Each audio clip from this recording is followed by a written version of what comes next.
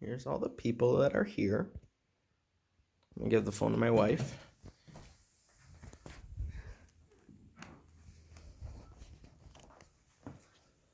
Hello, my name is Dan Newton. Thank you for attending my speech on staying calm while discussing politics. Most of the time when politics comes up in conversation, I hear at least one person say, "I don't want to talk about politics," or "Let's not get into that right now." I have researched different studies about the communication process through conflict. When talking about politics, there is always a chance there could be conflict. This is why I propose people want to shy away from it if there's a potential for a disagreement. I think we should have these discussions, especially with those with different viewpoints. In order to discuss political differences, it is crucial to stay calm while discussing through the communication process. Because our country is at a clear divide, it is causing conflict, it is important to communicate through that conflict so both sides can learn more about each other. To effectively do this, we need to learn how to stay calm and actively listen through the communication process. Let's begin with how we divided our nation. Our country is at a clear divide when it comes to politics. This divide causes conflict. To achieve democracy, there needs to be a competitive election, which automatically puts us at a divide, as stated by A. Przewalski in Divided We Stand. Individuals only want to talk with others who agree with them about political decisions, according to Settle in Quran and opting out of political discussions. Many Americans do not like talking about politics on the regular, especially with those who disagree. We can use this conflict that we created to strengthen our nation with communication. It is important to communicate through conflict. As a result of nobody talking casually with each other about differing opinions, we have created this tension or conflict. The failure to communicate effectively or to communicate at all is a leading cause of conflict and conflict's existence and its escalation. Our population is narrowing its views by only talking to those who agree with them.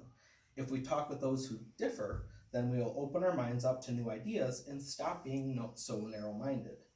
We have to set aside our dislike for conflict and discuss our political differences so we do not escalate any conflict that may arise. The easiest way to have these discussions is when both parties are calm and ready to listen to each other. Here are a few ways or steps to stay calm while discussing politics.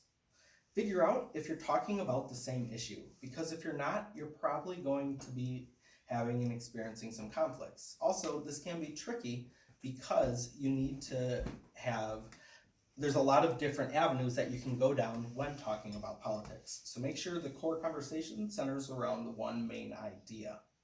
Next is find common ground on that idea.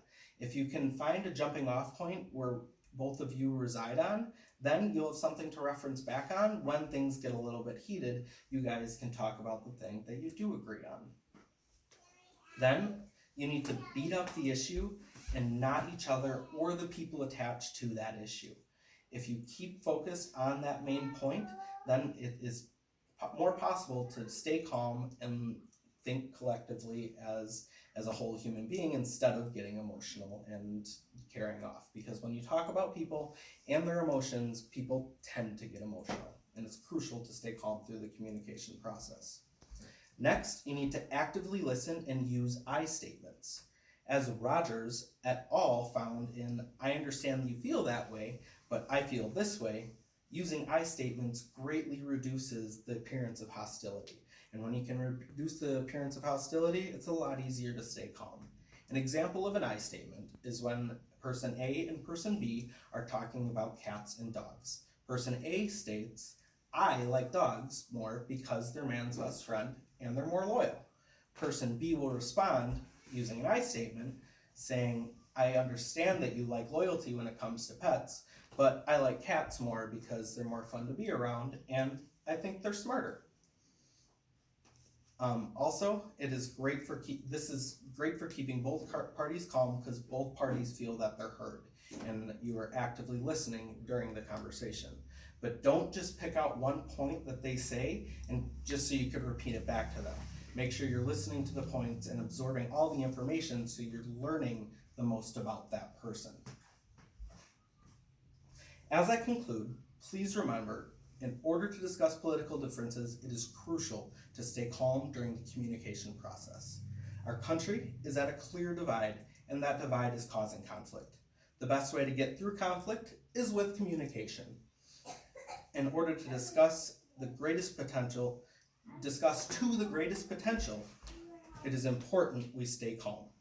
Now go have those uncomfortable political conversations at your family Thanksgiving.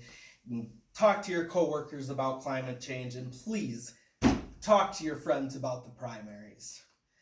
But remember to actively listen, use I statements, and stay calm through the communication process.